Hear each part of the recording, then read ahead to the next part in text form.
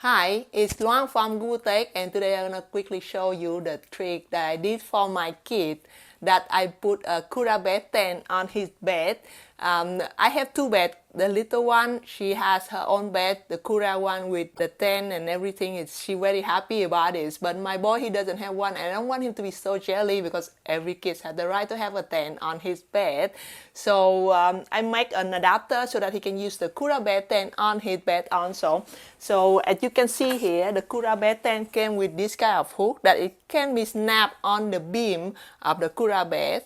What I did is I designed a kind of adapter like this with the measurement from the Slakt bed here, so that we can hook them together. It's gonna be like this and make a hook to the bed, right? So it's very easy to assemble. You should put it here, put it like this, and slide it in, and voila. Yoki gonna have a tent on his bed.